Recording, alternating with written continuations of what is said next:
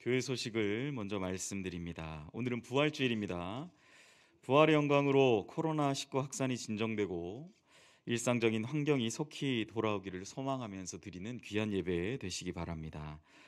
오늘 2부 예배 시에는 할렐루야 찬양대가 준비한 부활절 칸타타를 겸한 예배로 함께 드립니다.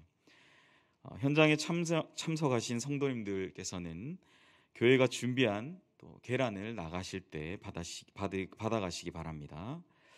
코로나19 관련 안내입니다. 내일 18일 월요일부터 사회적 거리두기가 전면 해제됩니다. 이에 따라 현장 예배 참석 인원의 제한이 없어집니다. 교회 내에서는 가능하시면 목례로 인사하시고 KF94 마스크 착용을 권장하며 주일학교 예배는 오늘부터 현장 예배로 진행되고 있습니다. 수요예배 찬양대인 샬롬 찬양대는 4월 27일까지 모이지 않습니다. 모임 및 행사 안내입니다. 유치부 봄성경학교 현장 성경학교 안내입니다. 23일 토요일부터 24일 주일까지 베델 유치원에서 주기도문 하나님의 나라 자녀는 이렇게 기도해요라는 주제로 진행이 됩니다. 위에서 기도해 주시기 바랍니다. 전도위원회 원래 안내입니다. 오늘 오후 2시 비대면 줌으로 모입니다. 선교위원회 원래 안내입니다. 오후 4시 선교위원회실에서 대면 모임으로 모임을 가집니다. 서울로의 여전도연합회 실행위원회 내일 18일 오전 10시 30분 동산교회당에서 있습니다. 공지 및 협조사항입니다. 4월 셋째 주 연희의 기도 주일 오후 6시에 유튜브 채널을 통해서 제공됩니다. 오늘 발송되는 문자의 주소로 참여하시면 되겠습니다. 할렐루야 찬양대 대원 모집 안내입니다. 찬양으로 함께 섬기며 예배 드리실 분을 모집합니다. 자격은 세례교인 이상으로 혹시 문의가 있으신 분들은 김우용 안수집사님께 해주시기 바랍니다. 우크라이나 전쟁과 경북 강원 산불 피해 복구를 위한 목적 헌금 주보 3면을 참조하시면 되겠고요. 우크라이나와 산불 합계 금액이 1,177만 원 모금되었습니다. 많은 참여해 주신 성도님들께 감사의 말씀을 드립니다. 소식 및 교우동정 안내입니다. 장례가 있었습니다. 8구역 배정옥 권사님 남편이시고 안대영 집사님 부친 우리 고 안성수 장로님 장례를 연희 교회장으로 은혜 중에 마쳤습니다. 오늘 예배 참여하셨는데요. 잠깐 자리에서 일어나실까요? 네, 성도의 위로의 인사가 있으시기를 바랍니다. 네, 자리에 앉으시면 되겠습니다. 예배 마치시고 담임 목사님 만나 뵙고 기도받고 가시기 바랍니다. 52구역 문병철 안수 집사님 장모 되시고 권경인 집사님 모친 장례를 은혜 중에 마쳤습니다.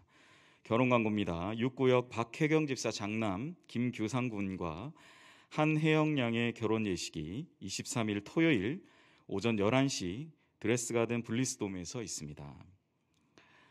이사 광고가 있습니다. 김창래 임혜경 집사님 가정 은평구 진흥로로 이사하셨습니다. 정교인 천덕 성경 읽기 마라톤 800번째 우리 김성숙 권사님, 801번째 우리 윤영자 권사님, 802번째로 우리 차인자 권사님 참여하셨습니다. 감사드립니다. 이 시간 다 함께 자리에서 일어나셔서 찬양대 성향에 맞춰 묵도하심으로 주일 2부 예배를 하나님께 드리시겠습니다.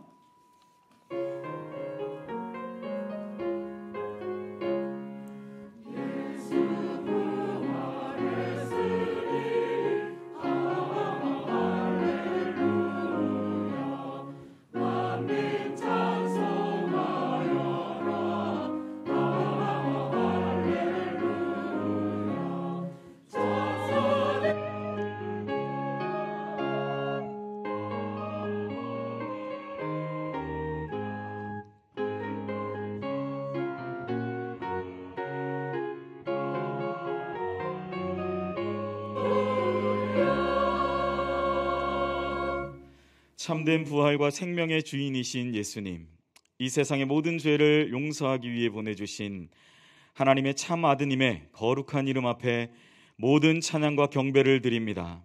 이 부활의 아침, 죄와 사망의 권세를 이기시고 다시 사신 하나님의 어린 양 예수 그리스도를 기억하며 주님의 귀한 뜻을 따라 이곳에 모인 주님의 백성들, 부활의 그 영광으로 새롭게 되는 은혜를 허락하여 주시옵소서.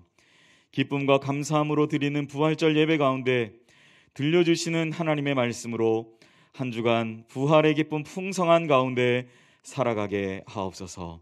감사드리며 이 모든 말씀 예수님의 이름으로 기원하옵나이다. 아멘. 다 같이 신앙 고백하겠습니다. 전능하사 천지를 만드신 하나님 아버지를 내가 믿사오며 그 외아들 우리 주 예수 그리스도를 믿사오니 이는 성령으로 잉태하사 동정녀 마리아에게 나시고 본디오 빌라도에게 고난을 받으사 십자가에 못 박혀 죽으시고 장사한 지 사흘 만에 죽은 자 가운데서 다시 살아나시며 하늘에 오르사 전능하신 하나님 우편에 앉아 계시다가 저리로서 산자와 죽은 자를 심판하러 오시리라. 성령을 믿사오며 거룩한 공회와 성도가 서로 교통하는 것과 죄를 사하여 주시는 것과 몸이 다시 사는 것과 영원히 사는 것을 믿사옵나이다. 아멘. 자리에 앉으시겠습니다. 찬송가 161장 할렐루야 우리 예수 다 함께 찬양하시겠습니다.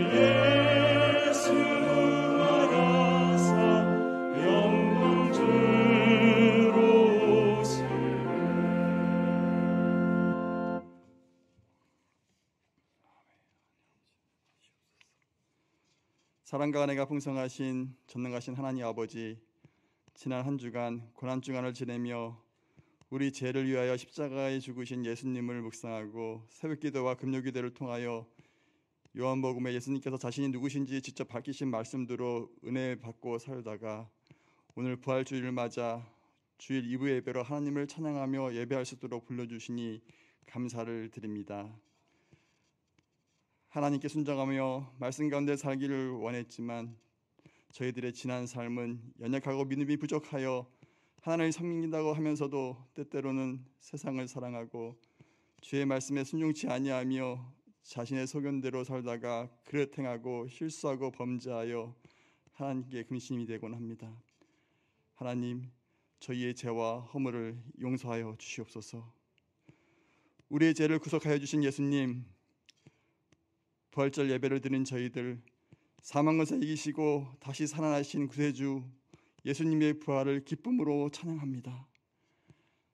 주님께서 부활하지 않으셨다면 저희들의 믿음이 헛되고 아무런 소망도 없으며 계속 좌절과 절망 가운데 죄악에 빠져 살 수밖에 없겠지만 우리 주님께서 사망 권세를 이기시고 부활의 첫 열매가 되심으로 저희들도 그 후사로서 영원한 부활의 생명을 얻게 해주심에 감사를 드립니다. 절망과 공포에 잠겨 엠마오로 내려가던 두 제자가 부활하신 주님과의 대화 중에 마음이 뜨거워지고 가던 길을 돌이켜 예루살렘으로 올라가 주의 부활하심을 전했고, 주님을 모른다고 3번이나 부인하며 주의 죽으심에 다시 고기 잡으러 갔던 베드로는 부활하신 주님을 만난 후 주님을 사랑하나이다 고백하며 진정한 제자로 거듭났던 것을 기억합니다. 또한 주의 손에 못자국을 보고 손가락을 그 못자국에 넣고 손을 옆구리에 넣어보지 않고는 믿지 않겠다던 의심 많던 제자 도마는 부활하신 주님을 만난 후 주님이 나의 주님이시요 나의 하나님이시다 고백하며 이후로 먼 지역까지 나아가 주님의 부활을 전하며 순교하는 삶을 살았습니다. 하나님, 오늘 드리는 부활절 예배를 통하여 저희들도 부활하신 예수님을 만나는 시간이 되게 하여 주시옵소서. 부활하신 주님과의 만남을 통하여 저의 마음이 뜨거워지고 주님을 진정으로 사랑합니다 하는 고백과 부활하신 주님이 나의 주 나의 하나님 되심을 찬양하며 변화된 삶을 살아가며 주님의 부활을 전할 수 있도록 하여 주시옵소서. 사랑의 하나님 아버지, 지난 3년간 계속되는 코로나로 인한 고통의 소리, 산불로 삶의 터전에 잿더미가 된 지역의 탄식 소리, 우크라이나 땅에서 울리는 총성과 울음소리 등 가난과 질병과 전쟁, 재해의 고통이 우리 마음을 아프게 합니다. 그곳에 예수 그리스도의 부활의 기쁨과 평화가 영원한 생명의 빛으로 임하기를 기도드립니다. 전능하신 하나님 아버지, 저희들 육체의 연약함과 경제적인 고통, 인생길에서 고난 가운데 방황하는 저희들의 기도를 들어주시고 부활하신 주님을 영접함으로 능력 있는 삶을 살게 하여 주시옵소서. 부활의 신앙을 소유한 저희들을 통하여 가정의 말씀 가운데 바로 서고 직장이 복음화되며 정의를 물같이 공의를 마르지 아니하는 강같이 흐르는 사회와 나라가 되어 하나님의 기업으로 선택된 백성들이 다 되게 하여 주시옵소서. 저희들 무엇보다 먼저 주님을 본받아 마음과 뜻과 정성을 다하여 하나님을 사랑하고 주 안에서 한 몸 되어 서로 사랑하며 저희에게 주신 예배, 선교, 교육, 봉사의 사명을 잘 감당하는 행복한 예수 가족 되는 연인교회 되게 하여 주시옵소서. 이제 말씀을 전하시는 담임 목사님, 영육간의 강건도로 붙잡아 주시옵소서. 성령 충만을 주시사 전하시는 말씀을 통하여 부활의 기쁨을 가지고 세상을 향해 담대히 나아가 전하며 날마다 승리하는 삶을 살아가는 저희들 다 되게 하여 주시옵소서.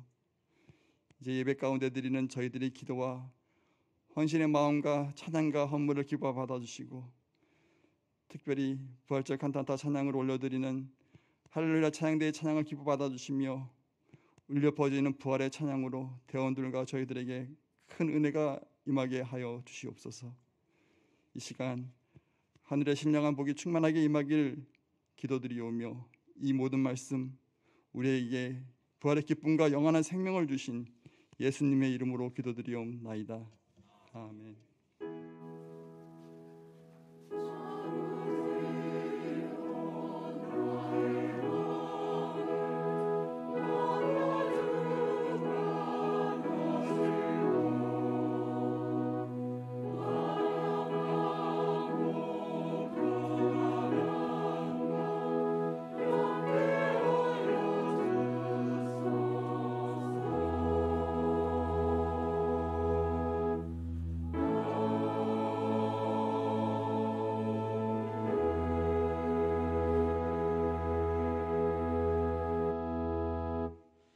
오늘 주시는 하나님의 말씀입니다. 다 같이 겸허한 마음으로 하나님의 말씀을 받겠습니다. 하나님의 말씀은 마가복음 16장 1절부터 11절까지 말씀입니다. 신약 성경 84면에 있습니다. 마가복음 16장 1절부터 11절까지 말씀 제가 대표하여 봉독합니다. 안식일이 지남에 막달라 마리아와 야고보의 어머니 마리아와 또 살로메가 가서 예수께 바르기 위하여 향품을 사다 두었다가 안식 후 첫날 매우 일찍이 해돋을 때에 그 무덤으로 가며 서로 말하되 누가 우리를 위하여 무덤 문에서 돌을 굴려 주리어 하더니 눈을 들어본즉 벌써 돌이 굴려져 있는데 그 돌이 심히 크더라. 무덤에 들어가서 흰옷을 입은 한 청년이 우편에 앉은 것을 보고 놀라매 청년이 이르되 놀라지 말라. 너희가 십자가에 못 박히신 나사렛 예수를 찾는구나. 그가 살아나셨고 여기 계시지 아니하니라. 보라, 그를 두었던 곳이니라. 가서 그의 제자들과 베드로에게 이르기를 예수께서 너희보다 먼저 갈릴리로 가시나니 전에 너희에게 말씀하신 대로 너희가 거기서 배우리라 하라 하는지라. 여자들이 몹시 놀라 떨며 나와 무덤에서 도망하고 무서워하여 아무에게 아무 말도 하지 못하더라.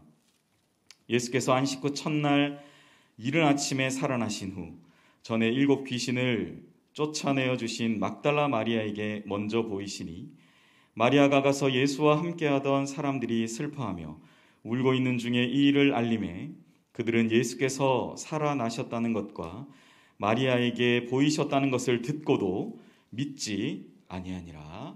아멘. 이 시간 박재훈 담임 목사님 나오셔서 부활을 믿으라, 살라, 전하라라는 제목의 하나님 말씀 전해주시겠습니다.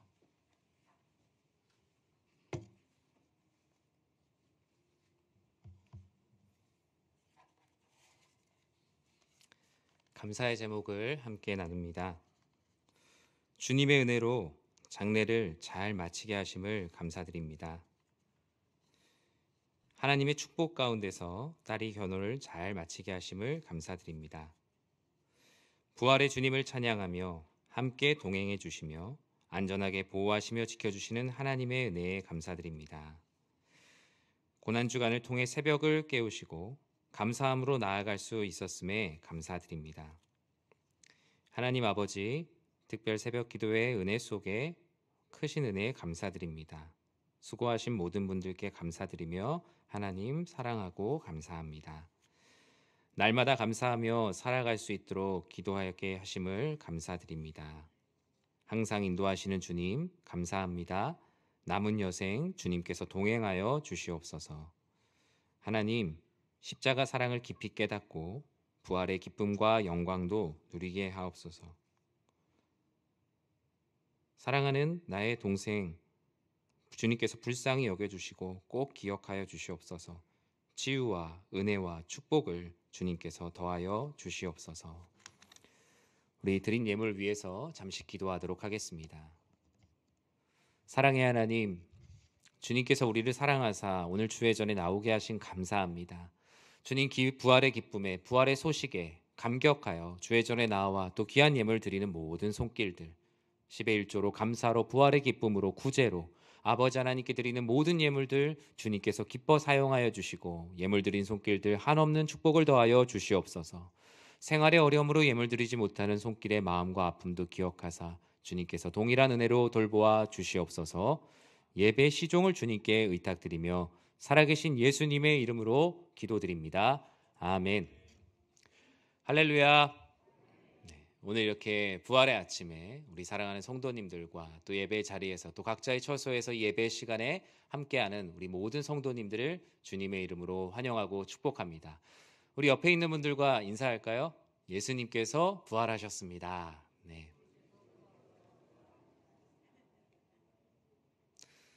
이 부활의 소식과 기쁨이 이제 코로나로 인해 빼앗겼던 우리들의 일상이 회복되는 그 은혜로 더욱더 크게 펼쳐지길 진심으로 기도하고요.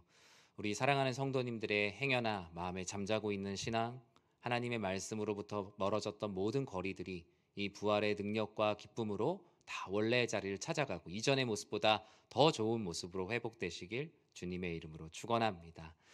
우리 이 시간 마가복음 16장 1절에서 11절 말씀 가지고 부활을 믿으라, 살라, 전하라 라는 하나님 말씀 함께 나누고자 합니다. 사람들은 기독교를 바위를 굴리는 신앙 공동체라고 말합니다. 여기서 말하는 바위란 무엇일까요? 믿어지지 않는 것들을 바위라고 말하죠. 즉 바위를 굴리는 신앙 공동체라는 것은 믿어지지 않는 것들을 믿어가는 공동체, 그리고 믿음으로 계속적으로 무거워지는 돌을 굴리는 공동체, 그것이 바로 교회라고 말합니다. 교회는 완전한 믿음을 가진 이들이 모인 것이 아니라 때로는 큰 돌로 꽉 막혀 있는 분들, 어쩌면 그 돌보다 더 큰 어려움으로 인해서 어떻게 해야 될지 모르는 많은 이들이 함께 모여 그 돌을 함께 굴려가는 공동체입니다. 서양의 격언 중에 죽음과 세금은 피할 수 없다라는 말이 있습니다. 세금을 많이 낸 분인 것 같아요. 죽음과 세금은 피할 수 없다. 주님께서 부활하신 것은 죽음을 피하신 것이 아닙니다. 죽음을 이기신 것이 부활입니다. 주님은 죽을 뻔 하셨다가 살아나신 것이 아니라 완전히 죽으시고 죽음을 모두 다 감당하시고 살아내셨기에 우리는 부활이라는 말을 사용합니다. 초기 기독교인들이 주일에 모였던 이 주일의 유래가 무엇입니까? 그것은 바로 주님의 부활을 기뻐하고 주님의 부활을 찬양하고 예배드리기 위함이었어요. 그들에게 주일은 주일이어서 예배드리는 것이 아니라 부활의 기쁨을 나누는 그 소망과 영광과 기대함이 가득했어요. 어느 누구도 억지로 끌려온 이도 없었고 정말 주님의 기쁨, 그 부활의 기쁨을 어떻게 같이 나눌까? 주중에 늘 묵상했지만 어떻게 공동체로 함께 나눌까라는 기대감을 가지고 나왔습니다.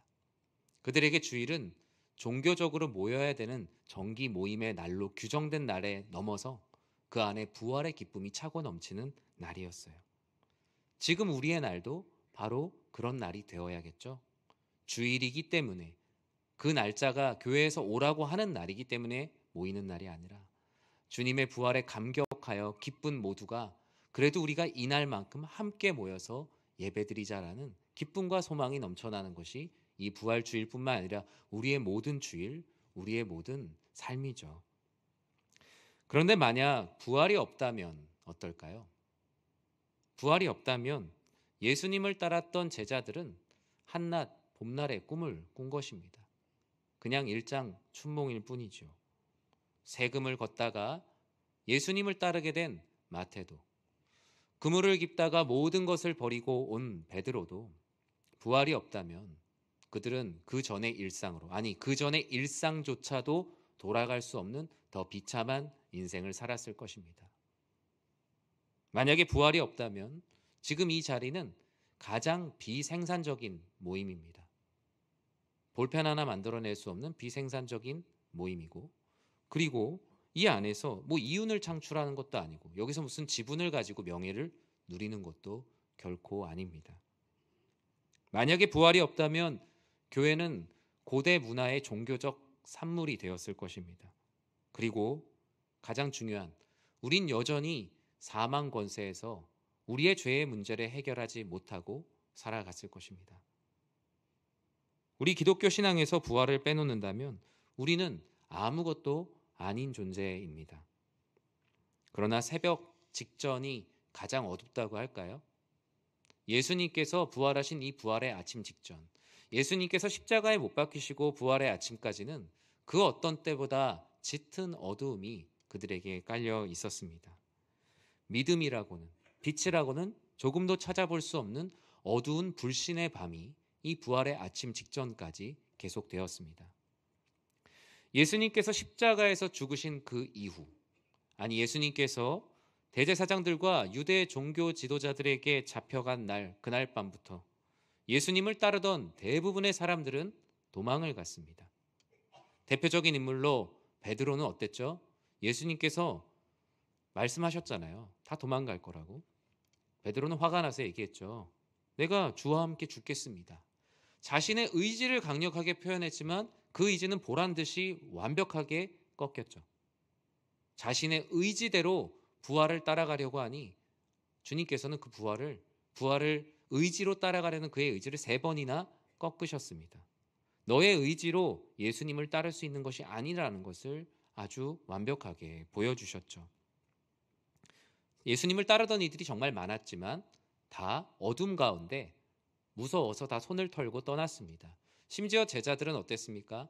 예루살렘 안에 있다가 혹시나 같은 무리로 엮이게 될까봐 예루살렘 성 밖에까지 도망을 갔다고 하니 정말 빛이라고는, 믿음이라고는 조금도 찾아볼 수 없는 그때였죠. 그들 중에도 몇몇 사람들이 있었습니다.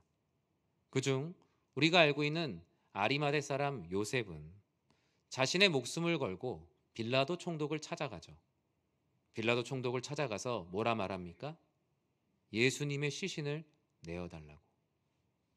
이거는 일어나기 어려운 일이에요. 왜냐하면 십자가에서 못 박힌 죄수들은 대부분 다 우리나라 문화에서 얘기하자면 역적이에요. 역적. 정치적 반역자, 왕권에 도전하는 자, 이 사회를 아주 심각하게 흐트러뜨리는 자들을 십자가에서 못 박았습니다.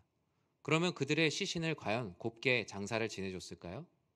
그렇지 않습니다. 보통은 십자가에다가 달아놨습니다. 달아놓으면 골고다의 사람들이 처형이 끝나고 돌아가면 그날 밤 들짐승들이 와서 그 시신을 다 먹었죠. 때로는 그 골고다에 있는 시신을 성 밖에다가 버렸습니다. 많은 들짐승들의 밥이 되도록. 오히려 그것을 보여주면서 지금 현재 주어진 권력에 순종하라라는 메시지를 그 가운데 보여주었습니다. 그런데 아리마대 사람 요셉은 지금으로 얘기하면 국회의원이죠. 그런데 그가 빌라도 총독에게 가서 예수님의 시신을 내어달라고 합니다. 성경에는 이 장면을 무엇이라고 말하면요, 그동안 아리마대 요셉이 유대인들이 무서워서 자신의 모습을 드러내지 않았지만 뭐라고 기록합니까? 그는 예수님의 제자였다라고 성경은 기록하고 있습니다. 그런데 놀랍게도 부활을 위한 준비는 이렇게 되어가고 있었습니다. 빌라도가 시신을 내어주죠. 심히 놀라운 일이 일어나면서 예수님의 다시 살아나심은 하나하나 준비되어져 가고 있었습니다. 오늘 본문, 이 마가복음의 마지막 장은 부활의 아침을 우리들에게 말씀하고 있습니다. 주일이죠. 막달라 마리아와 야고보의 어머니 마리아와 살로메가 예수님의 시신에 향품을 바르기 위해 무덤으로 갔다라고 말하고 있습니다. 여러분, 시신에 향품을 바르러 갔다라는 말은 무엇입니까? 예수님의 죽음을 인정했고 예수님의 다시 살아나심에 대한 소망이 그들에게는 없었죠. 이미 예수님을 죽은 사람으로 생각할 수밖에 없는 절망, 다시 살아날 것이라는 부활의 소망이 없이 주님의 죽으신 모습을 찾아갔어요. 다만 주님을 사랑했기 때문에 주님께서 우리를 사랑하셨던 그 마음을 내가 어떻게 갚을 수 있을까? 마지막이라도 그 모습에 헌신하고자 그곳에 찾아갑니다.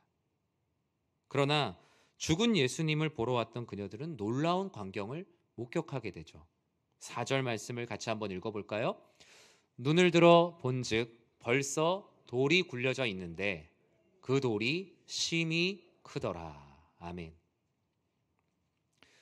여인들이 오늘 본문 4절 앞쪽에 보면요, 어떤 이야기를 하면서 무덤에 갑니까? 누가 그 돌을 굴려줄 수 있을까? 그 돌이 엄청 크잖아요. 왜 이렇게 큰 돌로 막았을까? 성경에 보면은 예수님께서 죽으시고 무덤에 장사되셨을 때 그 유대 종교 지도자들이 찾아옵니다. 예수님께서 이 자가 사흘 만에 다시 살아난다고 한 말은 본인이 어떤 육체로 살아난다기보다 제자들이나 그를 추종하는 이들이 예수님의 시신을 몰래 훔쳐와서 예수님이 다시 살아났다라고 소문을 낼 수 있으니 거기에다 아주 큰 돌로 막아놔야 된다. 경비병까지 지켜야 된다라고 말하죠. 그래서 여인들은 그 소식을 이미 알고 있었기 때문에 그곳에 가면 큰 돌이 막혀 있는데 이게 우리가 밀어서 밀 수 있는 것도 아니고 막상 우리가 이 향품을 가지고 가면 예수님의 시신에 바를 수 있을까? 부활에 대한 소망보다 그 죽음을 애도할 수 있을까에 초점을 맞추고 있었어요. 내가 얼마나 이 죽음을 위하여 슬피 울어줄 수 있을까? 내가 이 죽음을 위하여 얼마나 더 희생할 수 있을까? 부활에 대한 마음보단 어떻게 하면 이 죽음에 함께 사람으로서 참여할 수 있을까를 고민했습니다. 그런데 도착해 보니까 어떻게 되어 있습니까? 그 큰 돌이 굴려져 있습니다. 무덤을 지키던 경비병들도 아무도 없어요. 복잡한 마음이었겠죠.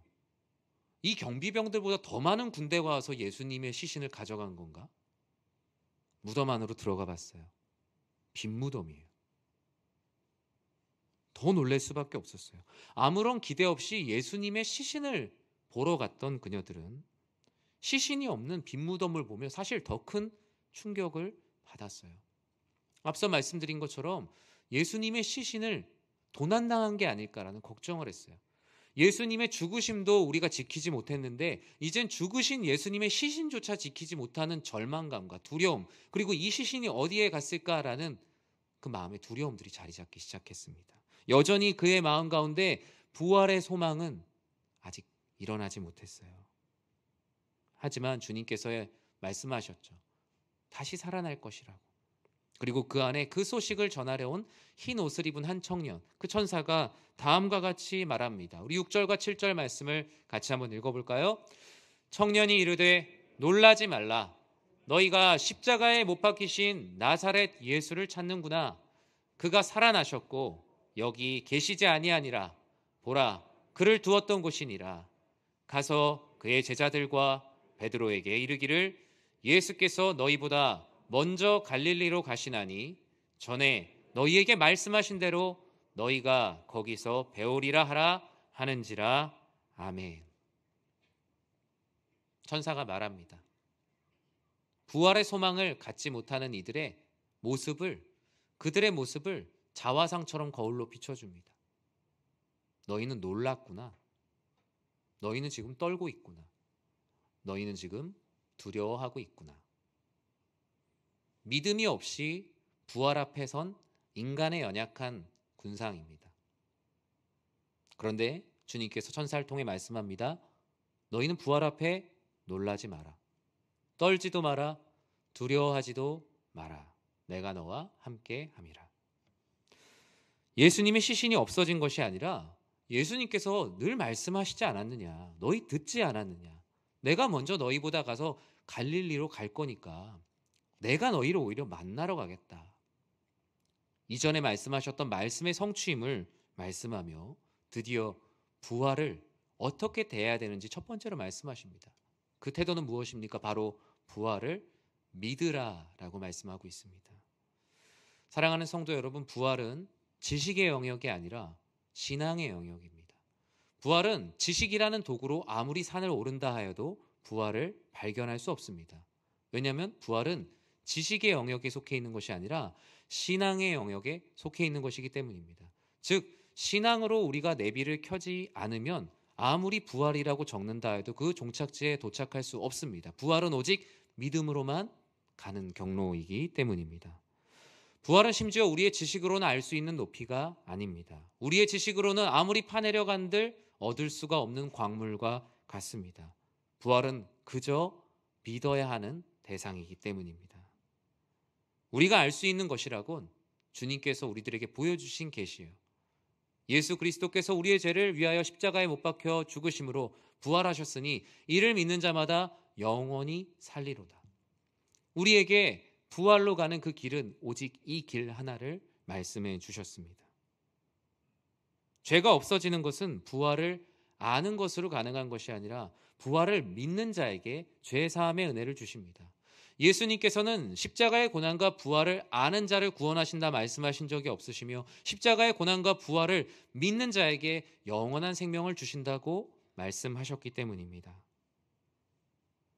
예수님은 오늘날 우리들에게 무덤에 서서 놀라 있는 여인들과 같이 놀라고 떨고 어떻게 해야 될지 망설이고 있는 그들에게 너희의 논리와 상식으로 알려고 하지 말고 믿으라라고 다시 한번 권면을 하고 있는 것입니다. 믿지 않으면 너희는 놀랄 수밖에 없고 떨 수밖에 없고 두려워할 수밖에 없고 그곳에서 도망칠 수밖에 없다. 부활은 인간의 알므로는 대면할 수 없는 것이 아니라 인간의 오직 믿음으로만 부활 앞에 설 수 있다라고 성경은 말씀하고 있는 것입니다.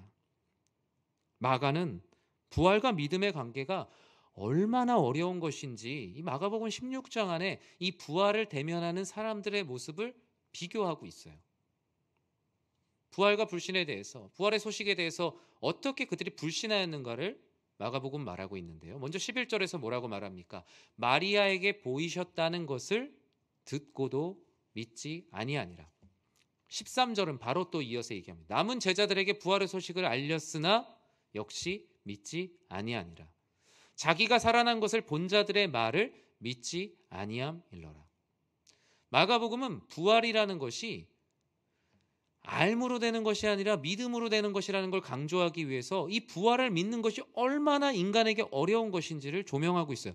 믿지 아니한 이들은 믿을만하게 보이는 이들이었거든요. 다. 예수님하고 오랜 시간을 함께 했으니까 경험이면 그동안 함께 했던 시간이 있으면 믿을 수 있지 않을까? 아, 나이로 믿어지는 것이 아니구나. 함께한 시간으로 믿어지는 것이 아니구나. 많이 안다고 믿어지는 것이 아니구나. 오직 부활하신 예수 그리스도를 1대1로 신 앞에 선 단독자로 만나 믿을 때 그들 안에 온전한 믿음이 생기는구나. 반대로 마가복음은 믿는 자들에 대해서도 16장 후반절에 말하고 있어요. 믿고 세례를 받는 자는 구원을 얻을 것이라고 말씀하셨어요. 믿는 자들에게 주님의 놀라운 기적이 일어난다고 마가복음은 마지막 16장을 할애하고 있어요. 주님의 놀라운 기적이 따라다닐 것이다. 주님의 이름으로 사탄 마귀가 떠나게 될 것이다. 예수 그리스도의 이름으로 부활의 능력으로 살아내는 이들은 해를 입지 않게 될 것이다. 병든 자에게 부활의 능력으로 손을 얹은 즉 낫게 될 것이다. 예수 그리스도의 부활의 능력이 너희를 통해서 이렇게 펼쳐지게 될 것이니 너희는 믿으라. 오직 그 부활을 믿으라. 예수님께서는 다른 것을 가져오라고 말씀하지 않으시고 이 부활의 소식 앞에 너희의 믿음을 보이라 라고 말씀하고 계십니다. 사랑하는 성도 여러분, 여러분의 인생에 막혀있는 무거운 돌과 같은 것은 무엇입니까? 여전히 굴릴 수 없는 그 무거운 돌은 무엇이며 행여나 이 부활의 소식을 이미 날짜가 지난 신문을 읽는 것처럼 읽고 계시진 않습니까? 아, 작년에도 있었던 일이구나. 아, 이거 내가 다 알고 있는 일이구나 하면서 철이 지난 신문을 읽듯이 부활의 소식을 듣고 계시지 않습니까? 주님께서는 믿는 자에게 능력이 있다라고 말씀합니다. 행여나 이곳에 모인 분들 중에 예수 그리스도를 완전히 부활로 믿지 못하는 분들도 계실 거예요. 원래 교회는 그런 곳입니다. 교회는 완전한 믿음을 가진 성자들의 모임이 아니고요. 완전한 믿음을 갖고자 하는 속자들의 모임입니다. 그래서 오늘 말씀은 얘기해요. 믿지 않아서 가보지 않는 삶이 아니라 믿어지지 않음에도 가보는 삶. 믿어지지 않음에도 불구하고 믿고자 주님의 무덤으로 가보는 삶. 그것이 바로 신자의 길입니다. 예수님께서 우리의 믿음을 보실 때 뭐 얼마나 우리의 믿음을 대단하게 보시겠습니까? 하지만 주님을 믿기 위해 가보는 삶. 그것이 바로 부활 앞에 선 주님의 제자들의 참된 모습입니다. 이렇게 부활의 능력을 믿음으로 받는 복된 삶을 누리시길 주님의 이름으로 축원합니다. 주님께서는 믿는 것뿐만 아니라 부활을 살라라고 말씀합니다. 믿음은 항상 사는 것과 믿음 사이에 함께 있습니다. 부활은 믿음과 행함의 영역에 양발을 다 들이우고 있어요. 믿음은 행함과 분리된 것이 아니라 행함 아니 모두 다 믿음입니다. 유진 피터슨 목사님의 저서 중에 부활을 살라라는 책이 있어요. 그 책의 골자가 그렇습니다. 부활은 살아내는 거다. 날마다 일상에서 가까운 이들과 함께 부활은 경험되는 것이다. 그것이 바로 부활을 사는 것이다 라고 말씀합니다. 즉 부활은 부활절이라는 절기 자체를 지키고 준수하는 것으로 부활의 신앙이 가져지는 것이 아닙니다. 제가 오늘 하얀 가운을 입었는데요. 하얀 가운을 안 입었다고 해서 부활절을 안 믿는 것도 아니에요. 부활절에 계란을 안 먹는다고 해서 그 교회가 이단도 아니에요. 오히려 더 무서운 것은 뭐냐면요. 부활절의 구색은 다 갖추었지만 절기의 형식은 다 갖추었지만 예수 그리스도 십자가의 보혈의 은혜와 부활을 믿지 않는 게 더 무서운 겁니다. 앞서 말씀드린 대로 철지난 신문을 읽는 것처럼 이때 부활절 50주년이었구나 60주년이었구나 70주년이었구나 그렇고 하고 있는 것이 사실 더 무서운 거예요. 부활을 살라는 말씀은 종교심이나 행위나 절기로서 부활을 지키는 것을 두려워하라고 말합니다.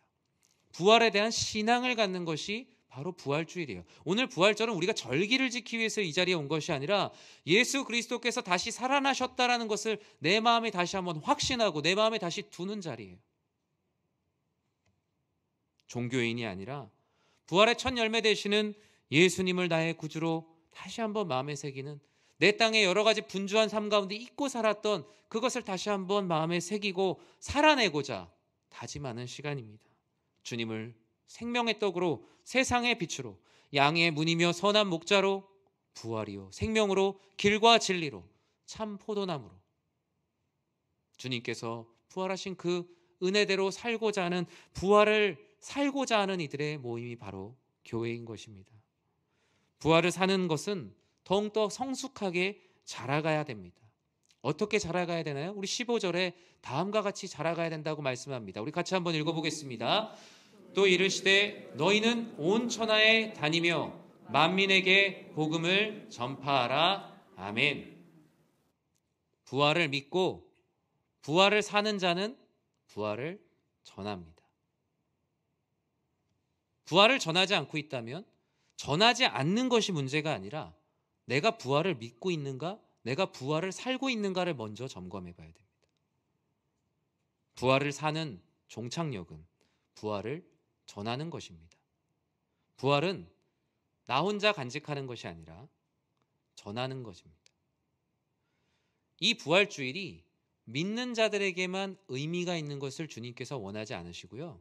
주님은 믿지 않는 자에게 우리 교회의 부활주일이 어떤 모습으로 드려질까를 사역적으로도 고민해야 됩니다. 우리들끼리 부활의 기쁨을 나누는 게 아니라 우리 교회 바로 옆에 있는 이들에게 부활은 어떤 의미인가? 이 지역사회의 부활은 어떤 의미인가? 내 사랑하는 가족들에게, 아직 예수 그리스도의 부활을 믿지 않는 자들에게 부활은 어떤 의미로 전해져야 되는가? 교회는 사역을 통해서 고민해야 됩니다. 우리끼리 부활을 기뻐하는 것은 그리 어렵지 않습니다. 그러나 주님께서는 부활을 전하라. 너희들로부터 부활이 흘러가야 한다고 말씀하죠. 전하면 전할수록 소진되는 것이 아니라 더욱더 그 소식은 커지기 때문입니다. 예수님께서는 제자들과 베드로에게 부활하신 예수님께서 만나러 가실 것을 전하라라고 말씀하시죠. 단순히 부활했다는 사실을 넘어서 부활하신 예수님께서 너희를 찾아갈 거라는 말씀까지도 전하라라고 말씀하십니다. 그런데 부활의 소식을 듣고 이 여인들이 어떻게 반응합니까? 우리 8절 같이 한번 읽어볼까요? 여자들이 몹시 놀라 떨며 나와 무덤에서 도망하고 무서워하여 아무에게 아무 말도 하지 못하더라. 두려웠어요. 이게 사람의 모습입니다. 내 안에 먼저 부활에 대한 믿음이 없으면 부활은 전할 수가 없어요. 내 안에서 벌써 내 안에 확신이 아직 없는데요. 그만큼 부활을 전한다는 것은 주님을 주님으로 따랐던 이들에게도 심히 어려운 일이었어요. 인간의 근성이나 의지로 할 수 있는 일이 아니라는 거예요. 그러나 오늘 본문 뒷부분에 있는 마리아는 주님의 부활을 보고 그 소식을 전합니다. 10절 말씀에 무엇이라고 말합니까? 같이 한번 읽어볼까요? 마리아가 가서 예수와 함께 하던 사람들이 슬퍼하며 울고 있는 중에 이 일을 알림해. 아멘. 주님은 부활의 소식을 때를 얻든지 못 얻든지, 그들이 믿든지 믿지 않든지 오직 전하라라고 말씀하셨습니다. 부활은 부활의 능력이 스스로 증언하는 것이지 전하는 자의 능력으로 부활이 해석되는 것이 아닙니다. 어떤 목사님이 부활을 선포하면 자세하게 설명해 줘서 내가 부활을 믿게 되고, 어떤 목사님이 부활을 선포하면 자세하게 설명이 안 돼서 부활의 능력이 전해지지 않는 게 아니라는 거예요. 그냥 성경 말씀만 읽어도 부활의 능력은 믿는 자에게 능력이 있습니다. 주님께서 말씀하세요. 너희들은 부활을 너희의 능력으로 설명하려고 하는 해로운 설득의 부담에서 벗어나라. 오직 이로운 전함에만 순종하여라. 사랑하는 성도 여러분, 복잡하게 생각하지 마십시오. 부활을 믿고 부활을 살고 있다면 부활을 전하십시오. 구원은 주님께서 하십니다. 부활절에 왜 계란을 나누냐고 많은 분들이 물어보시기도 해요. 이유는 수십 가지쯤 됩니다. 그런데 이 개신교 신앙에서 그 중에 한 가지를 저는 강조하고 싶다면 그것은 바로 자신이 가지고 있는 생각과 인간의 한계를 깨는 것입니다. 깨는 것과 함께 영원한 생명이 일어난다라는 거예요. 즉 깨는 것과 생명이 부활절의 계란을 나누는 가장 큰 의미지요. 인간이 가지고 있는 두려움과 놀람, 부활 앞에서 예수 그리스도를 믿을 수 없는 인간의 한계를 예수 그리스도께서 부활의 능력으로 깨주시고, 그리고 새로운 생명, 영원한 생명 가운데로 초대받게 되는 거예요. 그래서 아이들에게도 이 계란을 할 때 깨진다는 의미와 그 안에 생명이 우리들에게 주어졌다라는 의미를 가르쳐 줘야 되죠. 부활절에 계란을 예쁘게 꾸미는 것도 중요하지만 예쁘게 꾸미는 자체에만 또 되면 그냥 부활을 예쁘게 꾸미는 것만 우리가 기억을 하게 되는 거예요. 주님께서 말씀하십니다. 부활을 전하는 일에 힘쓰라. 구원은 내가 이룰 테니 너희는 결과에 대한 부담을 뒤로 하고 오직 전하는 일에 힘쓰라 라고 말씀하십니다. 이 말씀에 순종하여 축복을 누리는 우리 사랑하는 성도님들 되시길 주님의 이름으로 축원합니다. 말씀을 맺습니다. 부활은 느낌이 아닙니다. 부활은 실제합니다. 그리고 부활은 실제하는 것을 우리 안에 누리게 하는 믿음입니다. 부활의 소식을 눈으로 보고 몸으로 느낀 그들, 믿음이 없다면 그저 놀람과 떨림과 두려움으로 끝납니다. 그러나 막힌 돌이 굴려지고 믿음의 대상이신 주님을 대면하여 만나게 되면 우리는 부활을 믿게 됩니다. 부활을 살게 되고 부활을 전하게 됩니다. 그것이 바로 예수 그리스도의 부활을 믿는 참된 그리스도인의 부활 신앙입니다. 부활을 느낌으로 받아들이게 되면요, 또는 절기나 문화로 받아들이게 되면 그냥 느낌이 만들어낸 산물에 갇히게 되는 거예요. 부활절에 이거 해야 된다, 이거 지켜야 된다, 이거는 꼭 해야 된다, 부활절에. 그거보다 예수 그리스도께서 나의 죄를 위하여 죽으시고 다시 살아나셨다는 본질을 한 번 더 묵상하는 게 훨씬 더 영적으로 유익입니다. 교회에서도 부활주의를 준비할 때 행사로서 준비할 것이 아니라 어떻게 하면 성도님들께서 예수 그리스도께서 나를 위하여 다시 살아나셨다는 것을 그들의 심령 가운데 어떻게 나타내게 할까, 믿게 할까에 집중하는 것이 부활절의 가장 중요한 준비입니다. 믿음이 없다면 부활은 아무리 절기를 지킨다 해도 불신의 단단한 껍질을 깨지 못할 수 있습니다. 나와는 상관없는 일이 될 수도 있지요. 부활이 없다면 제자들은 앞서 말씀드린 것처럼 그냥 자신들이 꾼 꿈속에서 그냥 끝나는 일입니다. 부활이 없다면 우리의 인생은 넓은 호수에서 돌로 물수제비를 뜨는 것과 같아요. 어떤 사람은 3번 튀기는 사람, 어떤 사람은 정말 잘해서 10번 튀기는 사람, 15번 튀기는 사람이 있을지라도 결국 그 돌은 물에 가라앉게 됩니다. 주님께서는 부활이 없는, 모두 다 물에 가라앉아 있는 이들을 다 떠오르게 하셨어요. 주님께서 가장 먼저 떠오르시며 여전히 소망이 없는 그들을 다 떠오르게 하신 것이 바로 부활의 은혜입니다. 예수님과 함께 했던 시간은 꿈이 아닙니다. 부활 역시 느낌이나 감정이 아닙니다. 주님께서 하신 많은 일들 중에 저는 부활을 생각하며 실로암을 생각했어요. 여러분, 실로암 찬양 중에 이런 가사가 있죠. 오 주여 당신께 감사하리라, 실로암 내게 주심을, 나에게 영원한 이 꿈속에서 깨이지 않게 하소서. 주님께서 실로암에서 앞을 보지 못하는 이를 보게 하셨을 때 그것은 느낌이 아니었어요. 보이는 느낌이 아니라, 보이는 꿈이 아니라 그것은 실제였어요. 정말로 보게 된 거예요. 부활도 그렇습니다. 부활은 느낌이 아닙니다. 관념도 아니고 감정도 아닙니다. 분명히 예수님은 다시 살아나셨어요. 부활은 느낌이나 절기나 문화가 아니라 부활은 실제요, 주님은 실제에 대한 믿음을 요구하시는 거지 환상과 꿈에 대한 믿음을 강요하시는 것이 아닙니다. 사랑하는 성도님들, 우리는 부활의 실제 안에 있습니다. 그 실제 안에서 깨지 않는 행복한 예수가족, 부활의 은혜를 나누는 사랑하는 연희교회 모든 성도님들 되시기를 주님의 이름으로 축원합니다. 기도하겠습니다. 사랑의 하나님, 오늘 우리의 삶 가운데 함께 하시어 크신 은혜를 더하여 주심을 감사합니다. 하나님 아버지, 부활이 우리의 느낌이나 감정이나 관념이나 사상이나 역사나 절기가 되지 않게 하시고 오직 부활을 믿음으로 수납하게 하여 주시옵소서. 부활이 우리 안에 생명이 되며 부활이 우리를 구원으로 이끄는 문이 되며 부활을 통하여서 우리는 부활의 능력으로 살아가고자 하오니 주여 예수 부활의 능력으로 사랑하는 예수 가족 연희교회 되게 하여 주시옵소서. 예수님의 이름으로 기도드립니다. 아멘. 우리 이 시간 할렐루야 찬양대에서 준비한 찬양으로 이 부활의 영광을 찬양하도록 하겠습니다.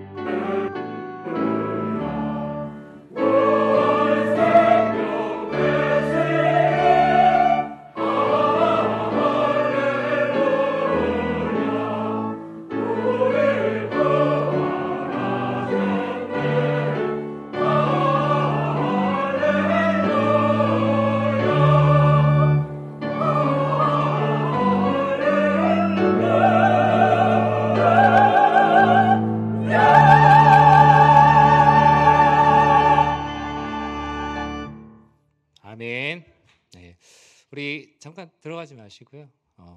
참 코로나 가운데 가장 어려운 사역이 찬양의 사역인데 이렇게 또 열심히 부활의 영광을 위해 또 열심히 우리 할렐루야 찬양대에서 연습하고 또 준비하고 우리 성도님들과 함께 은혜를 나눴습니다. 우리 지휘자 우리 선생님께서 우리 대원들 같이 인사시켜 주시고 그때 우리 하나님께 영광의 박수로 함께 올리도록 하겠습니다.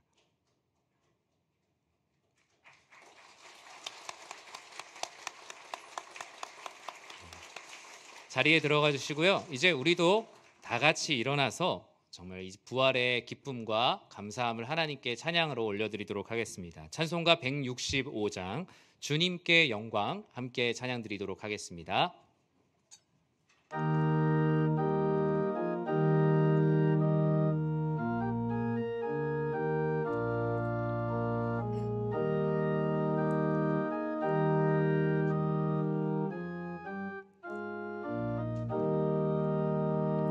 주님께 영광 다시 사신 주 사망 권세 모두 이기시었네. 흰 옷 입은 천사 돌을 옮겼고 누우셨던 곳은 비어 있었네. 주님께 영광 다시 사신 주 사망 권세 모두 이기시었네. 부활의 주님 나타나시사 두려움과 의심 물리치셨네. 주의 교회 기뻐 찬송하여라. 다시 사신 주님 죽음 이겼네. 주님께 영광 다시 사신 주 사망 권세 모두 이기시었네. 생명의 임금 영광의 주님 주님 없는 삶은 헛될 뿐이라. 주의 사랑으로 세상 이기고 요단 건너 보냐 가게 하소서. 주님께 영광 다시 사신 주 사망 권세 모두 이기시었네.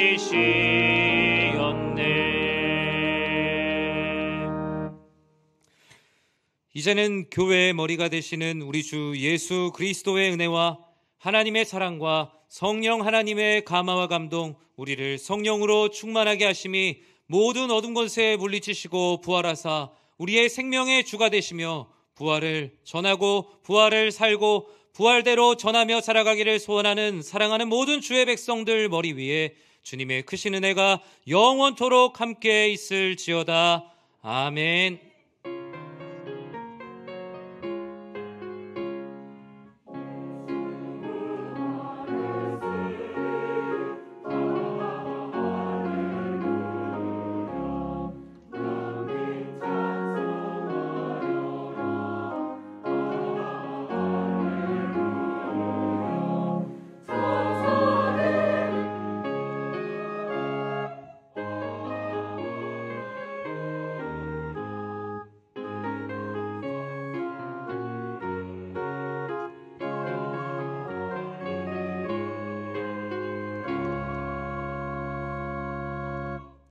예배를 모두 마쳤습니다. 말씀의 은혜 생각하시며 부활의 기쁨과 영광 가운데 살아가시는 복된 한 주